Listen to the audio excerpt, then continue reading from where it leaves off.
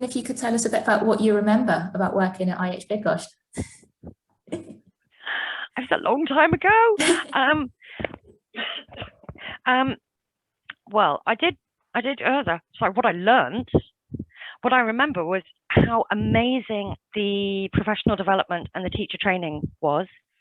I was sent on the CELTIL Younger Learner course with Mari Delaney, and that was absolutely fantastic. It was also very bizarre because I bumped into her at work because she's on the panel of experts.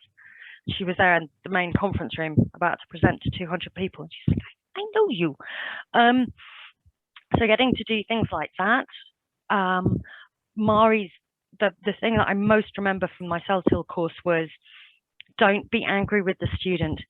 You can be angry or disappointed with the behavior and the actions of a person, but not the person themselves. And that, I think, actually is something that I took with me the whole way through, and I still follow that rule from Mari.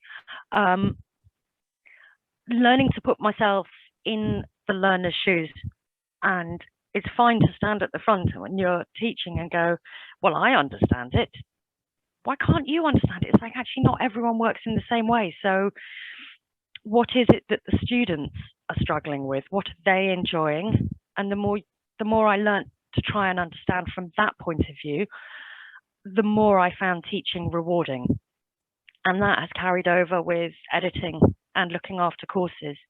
And I still teach in Oxford now on a voluntary basis, and I still try and do that as much as possible. I remember learning to think what could possibly go wrong and having tricks up your sleeve, but also remembering if things do go wrong, it's not the end of the world because you're human. That's that students are human. And again, it's the same. The day we realized we'd printed 10,000 access cards with a URL missing. Things happen. It's not the end of the world. I remember being really bad at organizing my time. And I still struggle with that. But I learned a lot to practice. The more you practice and the more you try and concentrate on whether you're doing it or not. And that asking for help is fine. Those are the things that I learned. I mean, I also remember having a lot of laughs.